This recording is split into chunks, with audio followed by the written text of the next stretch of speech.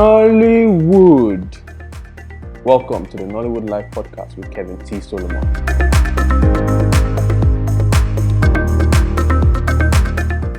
What's up, everybody? Welcome back to the Nollywood Live podcast with Kevin T. Solomon. I am your host, Kevin T. Solomon. This podcast, as we all know, is the podcast where we delve into the lives and struggles of filmmakers and content creators in Nigeria, particularly the ones that have not blown. And I have a very special guest today with me in the building. He is a very awkward person, just like myself. You know, this is the awkward podcast that everybody likes to listen to because it's awkward and it's real. Laughter Ephraim, what's up? I'm good. I'm fine. He's a big man. Oh. Don't let him deceive anybody. Oh. He just like to be on a low key. He's a veteran editor. Veteran. Are you not a veteran? Oh, you are a newbie. I'll say upcoming. Upcoming. So when will you blow? After this podcast? Maybe. See. It's all good. Anyway, so today we are going to be talking about one of the issues that a lot of us face in the industry, which is working with clients, especially those big brands or clients that just feel like they are big. What's that one thing they used to promise us the most whenever they have work for us? Exposure. Exposure. Like, I don't get how much exposure does one person even need? I mean, it's good to have exposure. Exposure is very good if you want your business to progress. But still, exposure doesn't always beat money. People need money to survive. We need to eat. Everything. You need money to survive. But then we have so many clients that I call it bullying anyway, because I feel like it's bullying. They bully upcoming filmmakers by promising us exposure. Just if we give them a price, they'll be like, "Oh, don't worry, it's exposure. I'm big. This if you do this thing for me now, you will meet new people. You will meet Foke Akindele and all those other people, and people that don't know their worth. They will obviously take that deal, but exposure is good, but money is also key." Yeah, I think we've all been there where we're like, these people are not really paying us our value, but at least the exposure will blow small. Yeah, everyone has been there before, but you should know when to stop doing that. You should know when to just hit the hammer and just be like, I'm not doing this again. I must collect cash. You must give me cash. If not, I'm not doing it again for you. Yeah. If the person goes, that's okay. Another customer, another client will come. That's just they are customers now. They're not customers. My customer. Customer clients is the same thing. Yeah, it be like that sometimes. You know, working with big brands, or they might not particularly be big, but they seem to have this influence, and we believe that if we do this for them, they will put our name out there. But let's be real, it's not like as if they even used to give us shout out like that. So at the end of the day, we're still inside this rabbit hole of chasing exposure. See, nobody's doing any exposure or anything, collect money. But then there's another thing where the value, I mean, you are good at something and they want you to do this because they know they are good at it, but they don't want to pay how much it would actually cost to do this thing. Like, the value, I mean, what they're offering, the money they're offering and what you actually bring to the table did not match. Yeah, that was me last year, because I would always compromise when someone wants me to edit stuff for them and I tell them my price. People be like, yeah, if I just do this thing for me, this price, just lower it for me. I'll be like, okay. And then what I do, the effects I do, everything that I add will be way more than what they are paying me. So it wasn't until sometime this year I watched my first edit, the first ever edit I made. I put it on YouTube. It's rubbish. I need to take it down. Don't watch that. Don't watch it. It was trash. So I watched my first edit, and then I watched my most recent edits, and I saw how much I had grown in a very short time. That's when it hits me like, I'm very good though.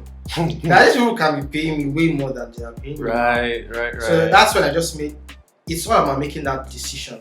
First of all, that I'm not doing this thing the old way anymore. I'm doing it like this and I am going to stick to it. That's very important. Saying, I'll do it, but then when that chance comes and you don't do it, you just end up compromising again. That's very bad. You need to stick to your decision. So that's it. Just, I'm not going below this price anymore. And it's also good that you have a price tag. You know that I'm not going below this price. If you're saying, I'm just using as an example now, like I'm not going to go below 5,000 naira. Like no matter what, I must not go below 5,000 naira. So anytime someone asks you to do a job for them, so you know that you're going to set 8,000 naira, 10,000 naira. Yeah. So even if you want to price, you know that this 5,000 naira will not reach that 5,000 naira. If you get that 5,000 naira, I'm not doing the job anymore. So yeah, it's just about knowing your worth. Yeah, it be like that sometimes because some people will just want to be crazy and just give you some price. I remember there was a time. I mean, I'm not a videographer, but I think I would say I'm a competent producer / director. And everything else that comes in. They'll bring the light. Hallelujah. The Nigerian in us will always come out. So I had this guy. He's a good friend of ours. I mean, I think this is where they'd be like, don't bring your friends into your business. But this guy is a good friend of mine, and he's a music artist. You probably know him. You should know him, but we're not going to name drop here. We don't do that. We ain't snitches. But so he wanted me to like record, so that's direct, produce, record a short music video kind of thing to promote some of his upcoming music and also edit it. And I was like, all right. So I told him I was going to get back to him and everything. And I started like putting costs together. Camera rental is going to be like 25, you know. At the end of the day, everything, and I did not charge too much for like edits and personal inputs, but everything, I mean, since he's my guy, I was looking at between 80 to 100, and he's the kind of guy that can do it. He can't do that, but like, because he's my guy, I was like, no, guy, now 25 and go, and I was like, bro, you're my guy, but you said, you know that if we were not guys and like you brought this to like a normal person who's like big, you would not, heck, I would charge you like $500,000 and you pay it, or you find somewhere else to go and do it. So I think it's important to like know your worth and understand the kind of value you bring to the job you are given. If it doesn't look like you are being compensated well for it, you should know when to like turn it down, because it's not the job that you need to do in this life. Right. Yeah. But so another point I want us to get into is when we do, after all the agreements, money, exposure, whatever the case may be, and we finally get the job, you know, video edits, filmmaking and everything, it takes time. It takes time from writing, if there hasn't been anything written yet, to shooting, producing, and then post-production, editing, putting effects, looking for the right sound and everything. They all take days. But then our clients are these kind of people. They're always these kind of people that want it now. A job that should take like 10 days, they ask for it in like for 2 days. They ask if you can get it in 2 days. How do you deal with those kind of people? I mean, from discussions before you even take the job, you should let them know that, okay, this is going to take this amount of time. If you're busy with other stuff, if they will still want you to take that job even though you're busy with other stuff, you need to make them understand that you will wait a bit. You will wait 10 days instead of, you can't get it in 2 days, because I will still have to get this thing, I'll still have to do this, I'll still have to do that. So 10 days is going to be that is going to take that period, 10 days. So there is no room later on there's no room later on for them to be like, to start hurrying you up that we need this in 2 days, we need this in. If they do that, there's no way they can do that, because they've already agreed that this thing is 10 days. They might want to have discussion with you that later on, that how far can you do this in 5 days or so? If you can, good for you. But me, I don't always change my days. I'm like, it's 10 days. 10 days. I feel like even if, because there are some works you'd get and you can actually do them in 3 days if you actually like, put your part into it. But like I always like to give them that 10 days. I mean that's for works that ideally should take 10 days. Yeah. But like when they come to me, I'm like, okay, so based on 1 or 2, we're going to need to like bring it down to like 5 days. Can you do it in 5 days? Even if I can, I will not answer you. Yeah. 10 days is 10 days. If you really wanted it in 5 days, you would have had that discussion earlier. Right. I don't think clients understand the process that goes into the kind of jobs they ask us to do for them. Because if they do, they would not be as what's the word as unreasonable as they are most of the times. Yeah, most of them feel like we immediately we get the job starts. Like the moment we are getting it like this, I'll go to our laptop and then we are starting the edit snapshot. But for me, my process is like really, I won't say slow. It's gradual. So I get it from the clients. I read through what they want me to do, then I like meditate on how I want this job to go, how the direction I want to take it. So that takes a while. I don't know, maybe 1-2 days before I even start the actual editing. Because if you just collect the job and start editing, you will get lost. You get lost somewhere. I've been there. I had a film once that I got and I didn't even read the script. I just went straight to edit and I was like, whoa, what's happening? I don't know anything. And then I had to like take a break. Yeah. I used like 4 days to like actually read the script and like digest it. And I was like, okay, fine, this is what I'm going to do based on what I have in front of me. This just came to my head right now. You're an editor, so I'm very sure you can relate to this. How do you feel whenever you get footage or stuff that just doesn't work in some way, and then it looks like it's obvious that this is something that they wanted you to fix in post? Well, okay, there's something, I've had that issue. I have that issue every single time. I remember the first time that's when I started editing like full time, where I'm working currently. So my boss, he's also my mentor. So he gave me this job to do, and I was seeing something. I was like, there's no way that this can work. Like, there is no way that what is this? Then I went to meet him, like, these people, I don't know what they were shooting. Why are they shooting like this? How do they expect me to cut this thing? And he told me that I was like, I can't make it work. He said, you can always find a way around anything. Anything, you can always find a way. Even if it means you restructuring the story. You don't have to, there are sometimes you don't really have to like take permission from the people that gave you the job that, okay, please, I want to change the story this way. You can do it like in a very sly way. Just do it, change the story. If you know that the story is going to be good along the line, then just do it, just change it. Basically what I'm trying to say is you should just make it work. You can always make anything they give you work.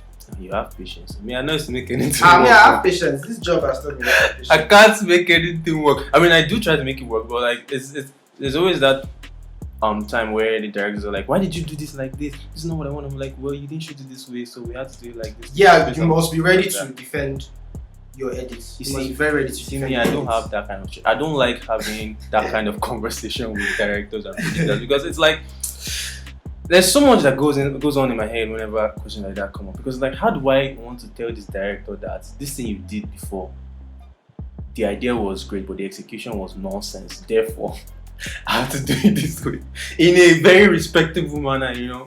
Sometimes directors don't, what they have in their head, they don't like represent it well in their shots. Yeah.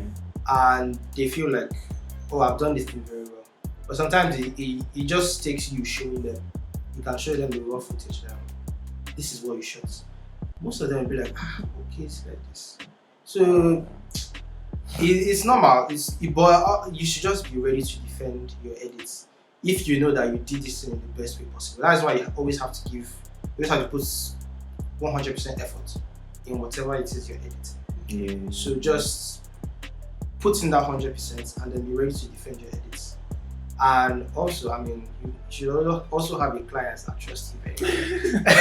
That it goes a long way. It goes a very long way. That is very, very cool. Well, I don't know if there's anything else that we have to talk about right now when it comes to dealing with clients and their wahala. But do you have anything you want to say to people who are in our shoes, upcoming artists, filmmakers, content creators that feel like they are struggling and you want to let them know that they are not alone? What do you have to say to them? Just be patient. Put in, like, you have to, as an editor, you have to be, as a filmmaker. Let me just, because I am an editor, but people listening to this, they Most have likely filmmakers. They are most likely filmmakers. I am strictly post production. So just be patient. This job requires a lot of patience, a lot of understanding, Yeah. and it also requires you to give your best. Because if you don't give your best, you lose clients, Right. you lose jobs, you lose clients, you lose respect. So just be patient. Make sure you put 100% in your work, and then so that you'll be able to defend it. I mean, if you do something very well, you will know how to defend it. Like Right. it will be a breeze if anyone asks you any question. Mm-hmm. So yeah, You're only as good as your last project. Who said that? I think I heard that somewhere.